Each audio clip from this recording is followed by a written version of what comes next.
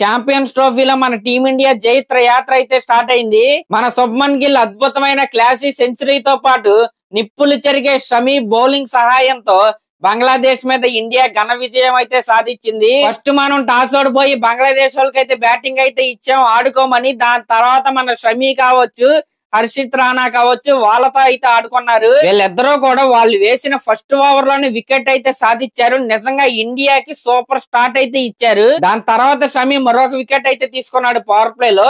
దాని తర్వాత ఒక 2-3 ఓవర్లు అయితే వికెట్ అయితే పడలేదు. ఇదేంటి వికెట్లు పడట్లేదు అనుకున్నప్పుడు రోహిత్ శర్మ ఒక స్ట్రోక్ అయితే ఇచ్చాడనమాట.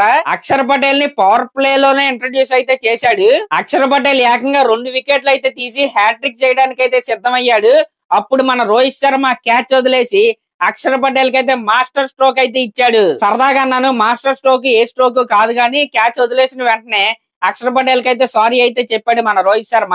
అయితే నిన్న రాత్రి చాలా మంది ఏం చేశారంటే, భువనేశ్వర్ కుమార్ అప్పుడెప్పుడు ఒక మ్యాచ్ లో క్యాచ్ అయితే వదిలేస్తే రోహిత్ శర్మ మన కెప్టెన్ అనమాట.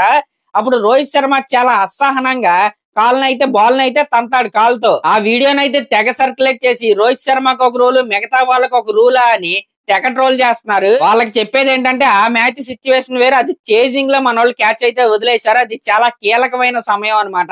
ఇదంటే ఫస్ట్ బ్యాటింగ్, మనం కంబ్యాక్ ఇవ్వడానికి ఇంకా టైం అయితే ఉంది.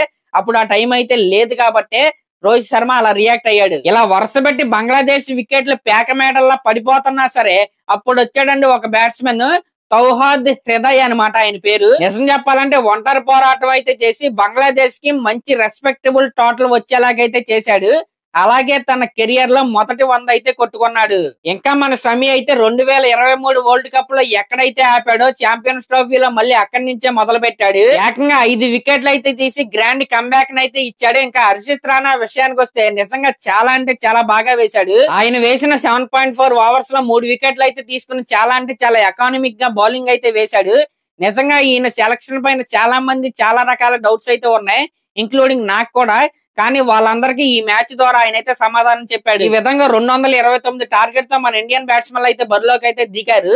మన రోహిత్ శర్మ 2023 వరల్డ్ కప్ లో ఎలాంటి అప్రోచ్ తో ఆడాడో నిన్న కూడా అలాగే ట్రై చేశాడు. కాకపోతే ఆయన ఇంటెంట్ అయితే ఓకే, కానీ పవర్ ప్లే లో వీలైనంత రన్స్ అయితే స్కోర్ చేయాలనే మోడ్ లో రోహిత్ శర్మ అయితే ఆడుతున్నాడు.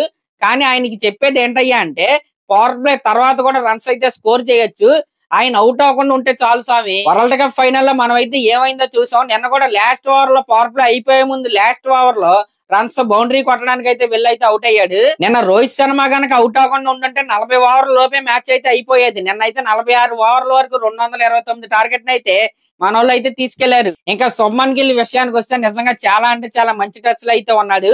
వైస్ కెప్టెన్ ఇన్నింగ్స్ అయితే ఆడాడు, రెస్పాన్సిబిలిటీ అయితే తీసుకుని. ఇలాగే రాబోయే మ్యాచ్ల్లో కూడా ఆవేశపడకుండా ఆయాసపడకుండా చక్కగా స్లోగా అలా స్టాండ్ ఇస్తూ ఆడాలని నేనైతే కోరుకుంటున్నా. నిజంగా నిన్న మ్యాచ్ లో శుభ్మన్ గిల్ వికెట్ పడకపోవటమే మన ఇండియాకి అయితే ప్లస్ అయింది. ఇంకా నిన్న మన విరాట్ కోహ్లీ ఆడుతున్నంత సేపు కూడా అంత ఫ్రీ ఫ్లోగా అయితే కనపడలేదు. నిజంగా ఆయన రిథం అయితే మిస్ అయినట్టు అయితే కనపడుతుంది. నెక్స్ట్ మ్యాచ్ పాకిస్తాన్ తో కాబట్టి ఆ మ్యాచ్ లో ఖచ్చితంగా మన కింగ్ కోహ్లీని అయితే మనమైతే చూడాలని నేనైతే కోరుకుంటున్నా. ఇంకా శ్రేయస్ అయ్యర్ అయితే మంచి ఇంటెంటే చూపించాడు. బాడీ లాంగ్వేజ్ కూడా చాలా అంటే చాలా కాన్ఫిడెంట్ గా అయితే కనపడింది. రాబోయే మ్యాచ్ లో ఖచ్చితంగా పర్ఫార్మెన్స్ అయితే ఇవ్వబోతున్నాడు. ఇంకా మన ఫినిషర్ రోల్ లో వచ్చిన కేఎల్ రాహుల్ అయితే తన రోల్ అయితే బాగా ప్లే చేశాడు. మ్యాచ్ అయితే 6th అయితే ఫినిష్ చేశాడు. నిజంగా కేఎల్ రాహుల్ మంచి ఫామ్ లో ఉండడం అనేది మన ఇండియాకి అయితే చాలా అంటే చాలా పాజిటివ్ థింగ్ అనమాట. ఈ విధంగా మనకి బంగ్లాదేశ్ మీద జరిగింది ఒక రకమైన వార్మప్ మ్యాచ్ అనే చెప్పాలి. బౌలింగ్ అయితే చాలా అంటే చాలా బాగుంది. బ్యాటింగ్ అయితే మరి ముఖ్యంగా మిడిల్ ఆర్డర్ అయితే ఖచ్చితంగా సెట్ అవ్వాల్సిందే. విరాట్ కోహ్లీ కావచ్చు, శ్రేయస్ అయ్యర్ కావచ్చు. మరి నెక్స్ట్ 23rd పాకిస్తాన్ తో అయితే మ్యాచ్ ఉందా. అందులోని పాకిస్తాన్ వాళ్ళు ఫస్ట్ మ్యాచ్ అయితే ఓడిపోయారు కాబట్టి ఈ మ్యాచ్ అయితే గట్టిగా రెడీ అయ్యి అయితే వస్తారు. వాళ్ళని ఢీ కొట్టే విధంగానే మనోళ్ళు కూడా గట్టిగా రెడీ అయ్యి ఉండాలని నేనైతే కోరుకుంటున్నా.